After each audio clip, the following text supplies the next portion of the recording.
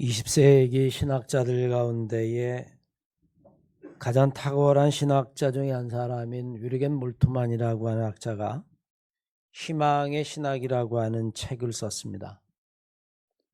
이 책이 출판되었을 때에 고난을 당하는 모든 그리스도인들에게, 특히 남미에 있는 고난당하는 그리스도인들은 성경과 함께 그의 이 희망의 신학이라고 하는 책을 늘 가슴에 품고 다녔다, 그렇게 말합니다. 그는 이 책을 집필한 동기를 그의 서문에서 여름 휴가 때에 에른스트 블로호라고 하는 철학자가 쓴 희망의 원리라고 하는 책을 읽고 그 책에 깊이 매료되었습니다. 그는 희망의 신학이라고 하는 책을 쓴 동기를 이렇게 이야기합니다. 하나님도 믿지 아니하는 사람들도 희망을 갖고 희망을 포기하지 않는데 왜 그리스도인은 희망을 포기하고 있는가? 왜 희망을 붙잡고 있지 못한가? 희망이란 원래 본질적으로 근본적으로 그리스도 신앙의 핵심이며 뿌리가 아닌가? 초대교회 공동체 그 성도들이 고난과 박해, 심지어는 죽음, 그 앞에서도 믿음을 지킬 수 있었던 이유가 있다면 그것은 하나님에 대한 희망과 소망이 아니겠는가? 도대체 우리는 그 생생한 희망, 그 소망을 어디에서 잃어버렸는가? 우리는 다시 그 희망, 그 소망을 어떻게 붙잡을 수 있는가? 그가 그 책을 쓴 동기를 그렇게 이야기합니다. 사실 그렇죠. 초대교회 성도들의 고난과 박해, 그 속에서도 믿음을 지키며 신앙을 이어갈 수 있었던 가장 근본적인 힘은 바로 소망이고 희망이었습니다. 소망과 희망은 믿음과 사랑을 담는 그릇과 같습니다. 마음속에 희망이 없다면 믿음을 지킬 수 있을까요? 마음속에 미래에 대한 소망이 없다면 우리는 사랑을 행할 수 있을까요? 그것을 지탱할 힘은 사라져버리고 말 겁니다. 오늘을 살아가는 근본적인 힘은 바로 내일에 대한 희망이 우리의 영혼 깊은 곳에 놓여져 있기 때문이죠. 희망이 있는 한 우리는 오늘 고난을 당해도 지금 우리가 역경 가운데 있다 할지라도 그것을 이겨내갈 수 있는 힘이 바로 그것으로부터 오기 때문입니다. 소망을 잃었다라고 이야기하는 것은 곧 하나님에 대한 믿음을 잃어버렸다는 이야기고 하나님에 대한 사랑도 소멸해버렸다는 것과 다름이 없습니다.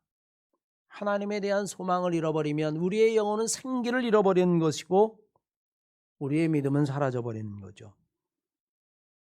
하나님은 하늘에만 계신 분은 결코 아닙니다. 하나님이 어디에 계시냐라고 묻는다면 어쩌면 하나님 우리의 미래에 계시다라고 이야기하는 것이 더 정확할지도 모릅니다. 우리가 살아가는 세상을 과거와 현재와 미래로 구분을 한다면 과거는 우리의 기억과 경험으로 가득 차 있어요. 저의 과거를 돌이켜봐도 그렇습니다. 우리 한마음교회를 생각하면 그래 우리 한마음교회 처음 시작할 때에 그 지하에서 그 기억들과 그 경험들, 일종의 과거의 추억, 기억들. 하지만 우리는 현재를 생각하면 현재는 또 선택으로 가득 차 있습니다. 우리는 교회 재개발이 포함돼서 옮겨야 하고 순간순간마다 우리는 수많은 선택들을 하죠. 하지만 미래를 생각하면 그것은 경험이나 기억이 아니라 우리에게 아직 오지 않았기 때문에 우리가 선택할 수 있는 것이 아니라 그 미래는 소망으로 가득 차 있습니다. 우리의 미래는 하나님이 함께 하실 거야. 우리의 미래는 지금보다 더 좋을 거야. 우리의 미래는 하나님의 은총이 우리를 기다리고 있을 거야. 그게 없다면 우리는 미래를 희망할 수 없겠죠. 그런데 때로는 우리가 세상을 살다 보면 이런 희망과 소망을 잃어버릴 때가 있습니다. 너무 힘들고 지치고 희망의 끈은 더 이상 붙잡을 수 없고 오히려 그 희망의 자리에 절망이 차오르고 우리의 삶은 깊은 낙심과 근심에 빠져버리기도 하죠. 오늘 성경은 우리들에게 이렇게 이야기합니다. 우리가 소망으로 구원을 얻었음에 보이는 소망은 소망이 아니니 보이는 것을 누가 바라겠느냐. 만일 우리가 보지 못하는 것을 바라면 참음으로 기다릴지니라. 그러면 우리는 어떻게 해야 이 소망을 놓치지 아니하고 이 희망의 끈을 꽉 붙잡을 수 있을까요? 우리는 먼저 소망의 본질을 알아야만 합니다. 참된 소망은 지금 우리 눈앞에 보이는 것이 아니라는 겁니다. 소망이 우리의 눈앞에 뻔히 보이는 것이라면 그것을 놓칠 사람은 아무도 없습니다. 누구도 희망의 끈을 놓지 않아요. 아니 코앞에 있는데 누가 그것을 놓치겠습니까? 역설적인 이야기지만 이 소망은 항상 멀리 있고 심지어는 고난 뒤에 숨겨져 있는 경우도 인생을 살고 나면 그런 경우도 있다는 것을 알게 됩니다.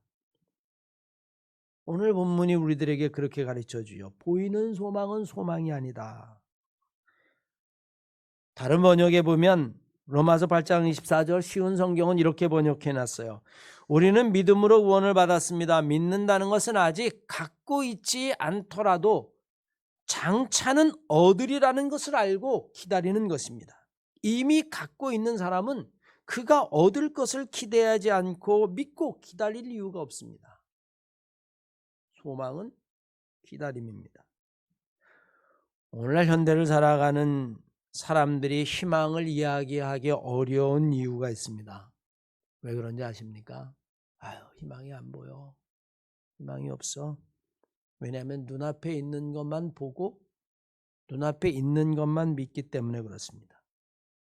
이것은 단지 시각적인 것을 말하지 않습니다. 우리의 인생의 목표, 삶의 목표도 지금 당장 눈앞에 있는 것, 인생의 결과도 지금 당장 즉각적으로 결과를 낼 수 있는 것, 그게 아니면 우리는 금방 절망하죠. 언제 기다리나? 지금 내 손엔 아무것도 없는데. 더군다나 여러분 한국 사회는 더더욱 그렇습니다. 한국 사회는 지금 당장 결과물을 내놓아야만 합니다. 지금 눈앞에 내가 움켜쥐지 못하면 그것은 이미 낙오한 것이라고 생각하기 쉽습니다. 사회적 분위기도 아주 치열한 경쟁을 살아가고 있기 때문에 우리가 오늘을 살아가는 이 사회, 지금 당장 내 눈앞에 내가 무엇인가를 가지지 못했다면 이미 우리는 절망하게 되어지고 희망은 품지 못하게 되어지고 지금 당장 결과를 내지 못하면 우리는 희망 대신 금방 절망하게 되죠. 미국의 노스프로라이다 대학의 코트라이트라고 하는 교수가 현대사회를 중독의 시대다 이렇게 명명했습니다. 중독의 시대.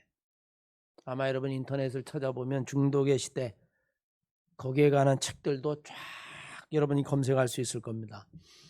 그럼 우리가 사는 시대를 중독의 시대라고 이야기하면서 조금 어려운 이야기를 했어요. 변연계 자본주의가 승리했기 때문이다 라고 분석을 했습니다.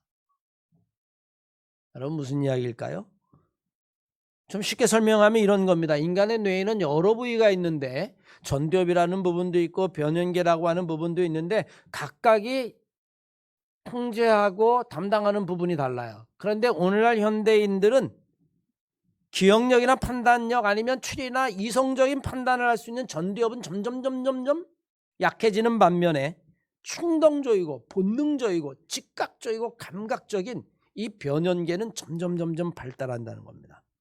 쉽게 이야기하면 이성적인 판단, 깊은 생각이나 합리적인 판단이 아니라 즉각적인 반응, 즉각적인 자극, 순간적인 보상, 이런 부분에 인간들이 훨씬 더 적응해 나간다는 거예요. 그가 이야기한 변연계 자본주의란 소비자가 눈앞의 만족을 위해 소비하고 행동하고 충동하는, 그래서 점점 그렇게 중독되어져 가는 그런 사회 시스템에 우리는 지금 살고 있다. 종종 TV를 키다 보면요, 홈쇼핑이 나와요. 저거 사고 싶은 거였는데 100만 원 하던 게 지금 20만 원 한답니다. 지금 당장 사야 될 것 같아요. 안 사면 안 될 것 같아요. 저거 사면 한 80만 원 버는 것 같습니다. 그래서 그냥 덜컥 삽니다. 사고 나면 여러분 후회해요. 그게 아니구나. 그렇게 필요한 것도 아니었는데 내가 왜 그랬지? 이미 여러분 우리는 중독이 된 거죠. 지금 당장 빨리. 연세대학교 경영학 교수 김병규 씨는 똑같은 책을 썼어요. 제목에 중독의 시대라는 책을 썼습니다. 그는 현대인을 갖다 호모 아틱투스라고 명명했습니다. 중독된 인간이라고 하는 의미죠. 그가 바라보는 현대인 호모 아틱투스를 살아가는 이 인류는 즉각적인 보상을 갈망하면서 자신을 수시로 자극적이고 중독에 몰아넣는 시대다. 여러분 그렇게 이야기를 했습니다. 이런 중독의 시대를 살아가는 사람의 특징이 있다라고 이야기합니다. 절대로 기다리지 않는다는 거예요. 무엇인가 기다린다라고 하는 것, 그것은 이미 실패한 것이고 낙오한 것이고 뒤떨어진 것이고 지금 당장 즉각적으로 보상이 되어지고 지금 당장 결과를 얻을 수 있는 것, 거기에 우리는 이미 깊이 중독되어져 있기 때문에 참고 기다리고 인내하고 그러는 것들은, 그런 힘들은 가면 갈수록 점점 상실해져 가고 있다는 겁니다. 희망이 없는 게 아니라 희망을 기다릴 힘들이 없어진다는 거예요. 어느 시대나 살아올 때에 정말 어렵고 힘들지 않은 시대가 없는데 지금의 시대는 그것을 견디는 힘, 참는 힘, 인내하는 힘들이 이제는 중독의 시대에 점점 사라져버리고 있다는 거죠. 오늘 로마서 8장 말씀을 읽어보면 우리에게 분명히 이렇게 이야기합니다. 참 소망은 눈에 보이는 것이 아니다. 정말로 여러분들이 소망을 갖기를 원한다면 그 참 소망은 참고 기다리고 인내하는 것이다. 24절 25절 이하의 말씀을 보십시오. 우리가 구원으로 소망을 얻었으며 보이는 소망이 소망이 아니니 누가 보는 것을 바라겠느냐. 만일 우리가 보지 못하는 것을 바랄진대는 참음으로 기다릴지니라. 우리가 오늘날 사는 시대는 점점 기다림과 인내, 참는 힘들이 사라진다라고 이야기했습니다. 기다릴 이유가 없죠. 기다리는 동안에 다른 사람들이 먼저 가니까요. 다른 사람들 1분, 2분 안에 해결하는 것을 우리는 10분, 20분을 기다릴 이유가 없습니다. 늦는다는 것은 이미 낙오하는 것이고 낡은 것입니다. 이미 경쟁에서 지는 그런 중독의 시대를 살아갑니다. 기다림 자체가 삶의 불편함이에요. 특별히 우리나라의 이 속도는 다른 나라와 비교할 때에 타의 추종을 불허합니다. 여러분 우리는요, 동사무소 가서 무슨 증명서 하나 뛸 때요, 모인 발매로 해서 그냥 5분도 안 돼서 다 뗍니다. 외국이 그럴까요? 여러분 전세에 그런 나라가 한두 나라도 꼽힐까 말까 합니다. 대한민국만큼 속도가 빠른 나라가 없어요. 음식이요, 이제는 여러분 다 3분짜리입니다. 예전에 저희 어머니가 곰국을 끓여주시려면요, 정육점 가서 뼈를 사다가 피를 다 뽑아서 그것도 여러분 몇 시간, 그리고 그것을 푹푹 과서 사오면 오늘 못 먹고 내일 저녁이나 여러분 그 곰국 한 그릇 먹을까 했는데 지금 그러면 여러분 망합니다. 지금 가서 딱 사가지고 딱 3분 안에 데펴 먹어야 돼요. 옛날에 청국장을 먹으려면 메주를 써서 그것을 여러분 띄워서 며칠을 걸려서 먹는 거, 지금은 여러분 그냥 포장해서 2, 3분이면 됩니다. 즉각적인 보상, 즉각적인 결과가 아니라면 사람은 거들떠보지도 않습니다. 즉각적인 자극, 우리는 여러분 여기에 중독되어 있다는 거예요. 우리가 사는 시대를 중독의 시대라고 말씀드렸는데 일반적으로 중독에는 여러분 4가지의 커다란 범위가 있다라고 이야기합니다. 알코올 중독, 인터넷 중독, 도박 중독, 마약 중독. 사회학자들이 이렇게 카테고리를 갖다 4개로 만들었어요. 그런데 여러분 제가 가만히 살펴보니까 이 중독 카테고리는 특징이 있습니다. 한 가지 공통점이 있는데 뭐냐면 즉각적인 보상을 원한다는 거예요. 알코올 중독. 여러분 술을 마셨어요. 근데 한 3일 있다 취합니다. 여러분 마시겠습니까? 아무도 안 마실걸요. 술을 마셨는데 한 3일 있다 여러분 효과가 나타난다.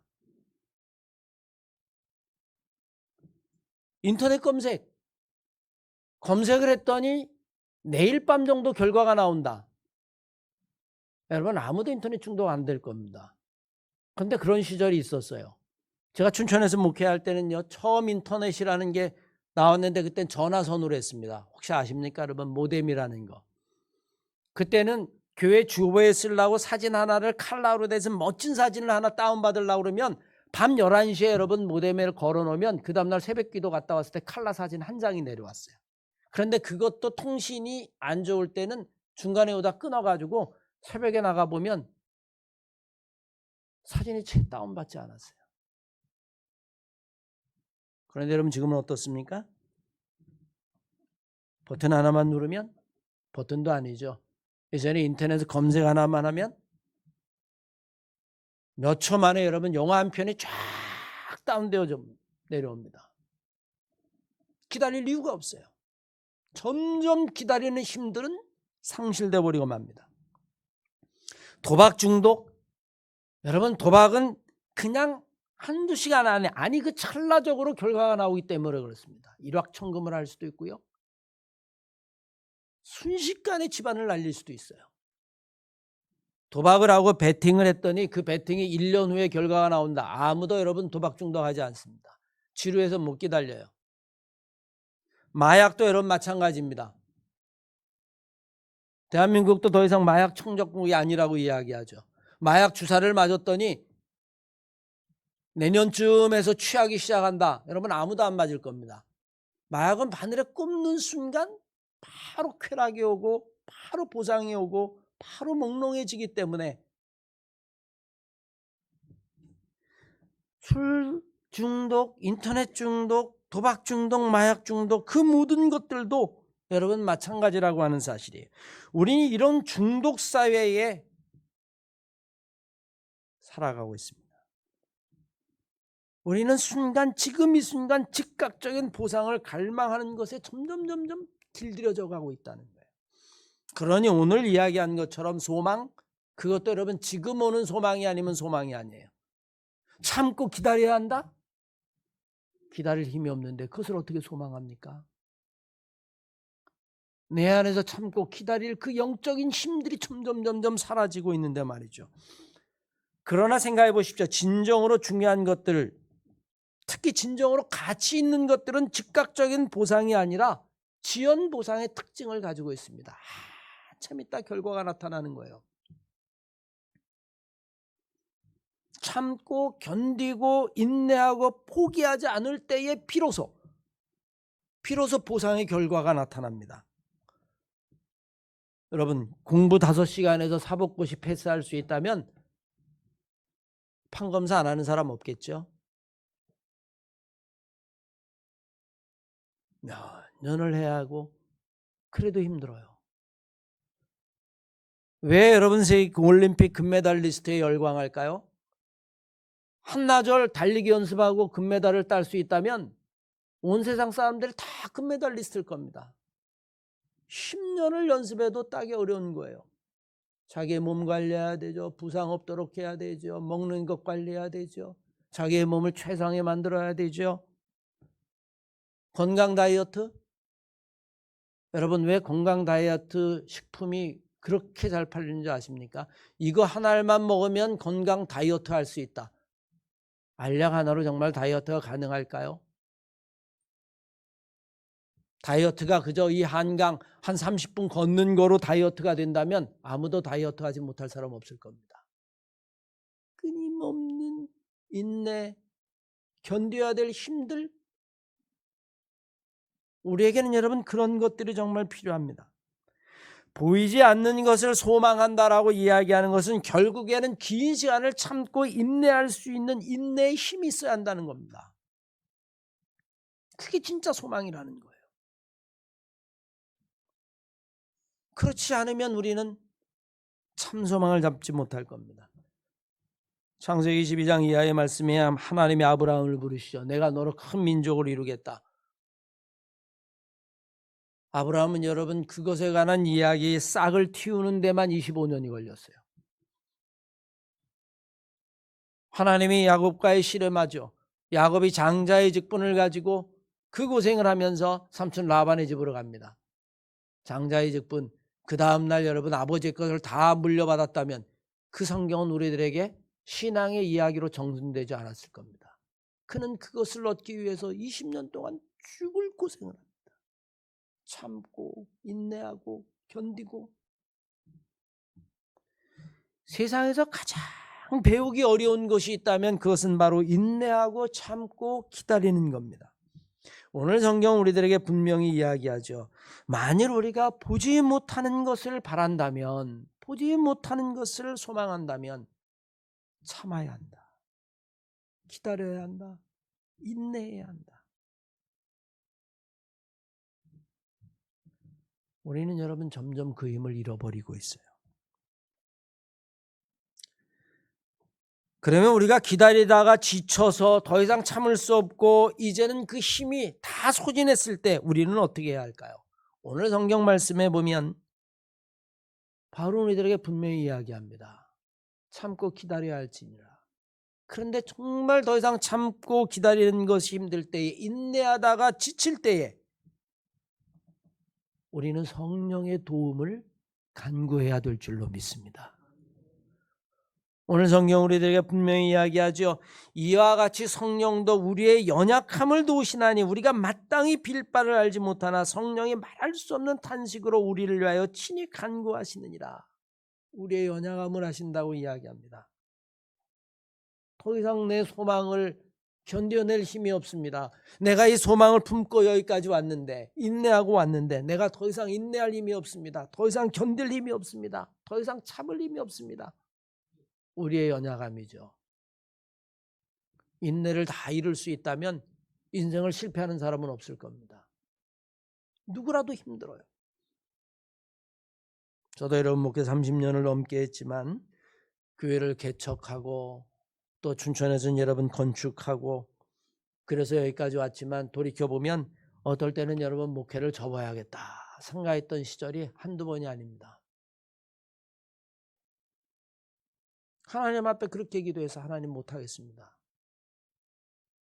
접어야겠습니다. 그럴 때 여러분 더 이상 견디기 어려울 때 그것을 이겨낸 힘이 어디 있는지 아십니까? 그냥 엎드려서 기도하는 거예요. 나중에는 문제 해결이 안 되면 뭐라고 이야기하는지 아십니까? 하나님 견딜 수 있는 힘만이라도 주십시오. 견딜 수 있는 힘만이라도 주십시오. 40일을 여러분 제단에서 철야를 했어요. 그러면서 견디는 겁니다. 그래서 오늘 여기까지 온 거예요. 오늘 성경은 우리의 연약함을 도우신다라고 이야기합니다. 어떤 연약함일까요? 눈앞에 있는 것에 유혹당하는 연약함입니다. 우리는 지금 말씀드린 대로 여러분 당장 지금 즉각적인 보상을 원하면서 우리는 소망을 잃어버려요. 실제로 여러분 아동심리학을 연구한 실험이 있습니다. 어린애들 두 집단을 뽑아놓고요. 아이들에게 하나는 머시멜론이라고 하는 과자를 주고 이 아이에게도 과자를 주면서 이렇게 이야기합니다. 너희들이 지금 이거 먹을 수도 있고 아니면 참을 수도 있어. 그런데 이거를 참고 오늘 안 먹고 내일 먹겠다면 이 머시멜론의 2배를 주겠다라고 이야기하고 두 집단을 나누어서 여러분 실험을 했는데요. 견디지 못하고 먹은 집단이 있고 그것을 끝까지 견딘 아이들이 있습니다. 근데 그 아이들을 나중에 쭉 추적을 해보니까 그걸 견디지 못하고 참지 못하고 먹은 아이들은 충동적이고 그 아이들이 자라면서 그렇게 별로 좋은 성과를 얻지 못한다는 결과가 있어요.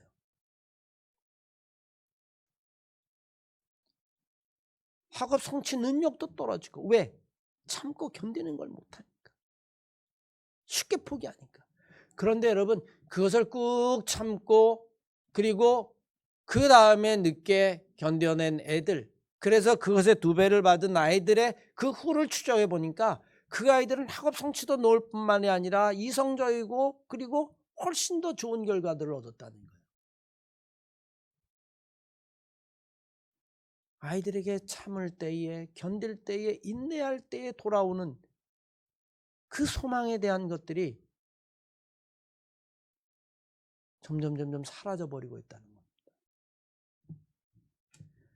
우리의 인내력이 한계에 도달했을 때, 우리가 더 이상 견딜 수 없을 때 우리는 하나님에게 기도합니다. 우리는 그때 간절히 기도하고 그리고 기도에 응답하시고 그리고 우리의 연약함을 도우신다고 성경은 여러분 분명히 이야기합니다. 눈에 보이는 것이 소망이 아니다. 그것을 누가 바라겠느냐? 진짜 참 소망은 보이지 아니하는 것이다. 참고 기다려라. 그런데 참고 기다리다가 그 기다림의 힘이 다할 때에, 그 인내력이 다할 때에, 더 이상 참을 수 없을 때에 기도해라. 그러면 성령이 너희의 연약함을 도우실 것이다. 이게 여러분 오늘 본문이 우리에게 주는 교훈이에요. 오늘 바울의 권면이 우리 사랑하는 성도 여러분들이 세상을 살아갈 때에 희망의 끈을 놓지 아니하고 또 자녀들에게도 이런 소망을 심어줄 수 있는 그런 성도들, 가정들 다 되시기를 주의 이름으로 간절히 축원합니다. 그러면 여러분, 우리는 무엇을 희망해야 할까요? 사실 희망을 가지고 살아간다라고 하는 건 믿음이 있는 사람이나 없는 사람이나 같을 수도 있습니다. 왜? 세상 사람들은 여전히 자기 희망을 가지고 인생을 살아가기 때문에 그렇습니다. 곧 있으면 여러분 선거가 옵니다. 정치인들은 국회의원 배지를 달기 위해서 끊임없이 희망을 가지고 자기의 인생을 그곳에 투자합니다. 아마 여러분들도 마찬가지일 거예요. 수없이 문자를 받죠. 몰라도 문자를 띄웁니다. 자기 인생을 그렇게 그곳에 거는 거예요. 예술가들, 지금은 무명이라도 여러분 자기 예술혼을 불태웁니다. 무명의 시절이 있어도 그것을 견뎌내려고 애를 씁니다. 그러나 여러분 생각해 보면 이 모든 것들은 일시적인 것들입니다. 우리의 영혼의 희망이 될 수는 없습니다. 왜냐하면 우리의 영혼은 반드시 하나님 앞에 서야 하기 때문이고 하나님의 말씀에 희망을 둬야 하기 때문이죠. 오늘 본문 말씀에 보이는 것은 희망이 아니라고 말합니다. 왜 그렇게 말씀하고 있을까요? 참된 희망은 아직 다가오지 아니한, 드러나지 않은 미래 속에 숨겨져 있기 때문에 그렇습니다. 더 구체적으로 말씀드리면 하나님의 약속에 우리의 희망을 두어야 될 줄로 믿습니다. 여러분 초대교회 성도들을 생각해 보십시오. 그들은 어디서 희망을 발견했을까요? 어마어마한 박해가 늘 자기의 인생을 감싸고 있어요. 신앙생활하다 잡히면 콜로세움의 사자의 밥이 되었습니다. 제가 작년에 일본의 순교지를 탐방했는데 나카사키라고 하는 곳, 거기가 문제인 지역이라는 데가 있어요. 온천 지역입니다. 그냥 노천 온천이에요. 그냥 뜨거운 물이 그냥 백도물이 펄펄펄펄 끓습니다. 그 산등성 위에 조그만 십자가가 하나 있는데 거기에 보면 여러분 역사가 기록되어 있어요. 순교의 역사가. 그 펄펄 끓는 물을 바라보면서 너 예수를 믿는다라고 이야기하면 저 뜨거운 물 속에 예수를 부인하면 내가 너를 살려줄 것이다. 물론 여러분 배교하는 사람도 있겠죠. 그런데 여러분 펄펄 끓는 물 속에 붙잡아서 얼굴을 담가도 그 고난을 견뎌내며 자기의 믿음과 신앙을 이어가는 사람이 있어요. 우리가 하나님 앞에 견뎌내어지는 그 소망은 하나님의 약속 속에 우리의 희망이 있다는 겁니다. 아브라함은 하나님의 약속의 말씀을 믿고 자기 자신의 고향을 떠나서 낯선 곳으로 삶을 던졌습니다. 야곱은 장자의 직분이라는 하나님의 약속 하나를 믿고 미래를 향해 나갔습니다. 요셉은 꿈을 통해서 우리에게 주신 하나님의 약속을 믿고 자신의 희망을 하나님에게 던졌죠. 그런데 여러분 생각해 보십시오. 아브라함이 금방 그것이 이루어졌을까요? 말씀드린 대로 야곱이, 요셉이 금방 이루어졌을까요? 우린 여러분 그것을 소망이라고 말하지 않을 겁니다. 최소한 수십 년을 그들은 고통을 당했어요. 고난을 감당했습니다. 그것을 참고 견딘 거죠. 오늘 성경이 이야기한 대로 진짜 소망을 바라느냐? 그러면 참아야 할 것이다. 기다려야 할 것이다. 인내해야 할 것이다. 그게 안 되면 하나님에게 부르짖어야 할 것이다. 그 힘을 달라고. 우리가 가진 소망을 통해서 하나님이 우리의 삶을 이루어 가심을 우리는 알아야 합니다. 여러분, 인생이 결정된 사람은 아무도 없어요. 죽는 마지막 순간까지 우리는 하나님의 섭리 속에 있는 겁니다. 우리 한마음교회는 더더욱 말할 것도 없습니다. 우리는 아직 결정된 것 아무도 없습니다. 아무것도 없습니다.